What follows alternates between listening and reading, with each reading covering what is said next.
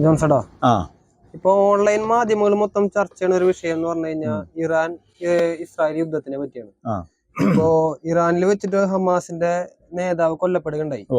അപ്പൊ ഇറാൻ ഇതൊരു ക്ഷീണമാണ്. അപ്പൊ ഇത്തരത്തിലൊരു സാഹചര്യത്തില് ഇറാൻ ഒരു തിരിച്ചടി അല്ലെങ്കിൽ ഒരു മൂന്നാം ലോക മഹായുദ്ധത്തിനുള്ള സാധ്യത അങ്ങനെ എന്തെങ്കിലും കാണുന്നുണ്ടോ ചേട്ടന്റെ അറിവില്?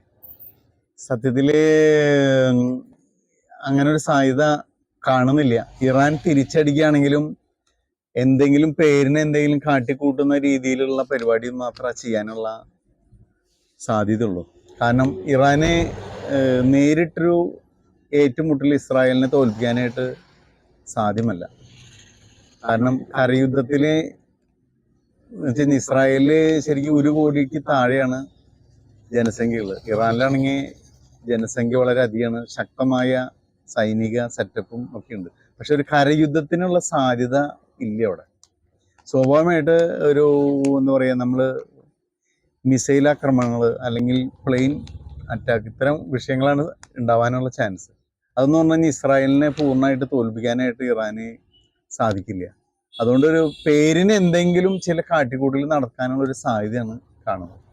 പിന്നെ ഇറാനെ പിന്തുണയ്ക്കുന്ന രാജ്യങ്ങൾ ഇപ്പോൾ ചൈന അല്ലെങ്കിൽ റഷ്യ, പിന്നെ യമനിലെ ഹൂതികൾ, ഹിസ്ബുള്ള, ഹമാസ്, ഇവരൊക്കെയാണ്. അവർക്കൊന്നും ശരിക്കും പറഞ്ഞു കഴിഞ്ഞാൽ അത് വിട്ടിട്ട് മറ്റ് രാജ്യങ്ങളാരും ഇറാനെ പരസ്യമായിട്ട് സപ്പോർട്ട് ചെയ്യാനുള്ള ചാൻസ് ഇല്ല.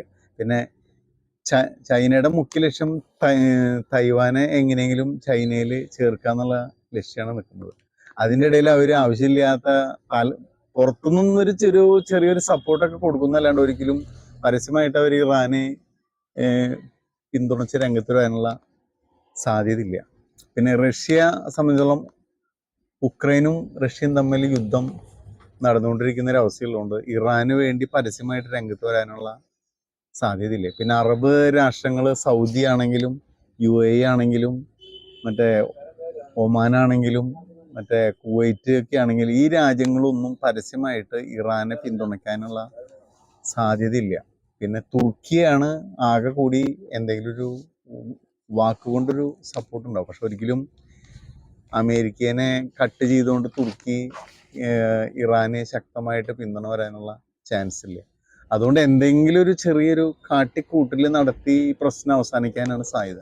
പിന്നെ ലോകത്തിൻ്റെ ആധിപത്യത്തിന് വേണ്ടി ഇപ്പോൾ അമേരിക്കയുടെ ഒരു ലോകാധിപത്യത്തിന് അമേരിക്ക ശ്രമിക്കുന്നു, റഷ്യ ലോകാധിപത്യത്തിന് വേണ്ടി ശ്രമിക്കുന്നു, ചൈന ലോകാധിപത്യത്തിന് വേണ്ടി ശ്രമിക്കുന്നു.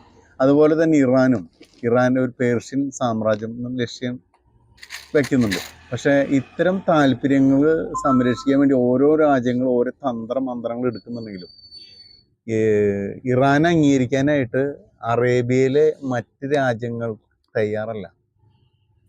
അതുകൊണ്ട് തന്നെ ഇറാനെ സംബന്ധിച്ചോളം ഒരു ശക്തമായി ഇസ്രായേലിനെ ആക്രമിച്ച് എല്ലാ അറേബ്യൻ രാജ്യങ്ങളും കൂടി ഒരുമിച്ച് ഇസ്രായേലിനെ ആക്രമിക്കുന്ന പോലത്തെ ഒരു രീതിയിലേക്ക് വരാനുള്ള ചാൻസ് ഇല്ലാത്തതുകൊണ്ട് ചെറിയ തോതിലുള്ള ഒരു വിഷയമായിട്ട് ഇത് അവസാനിക്കാനാണ് സാധ്യത.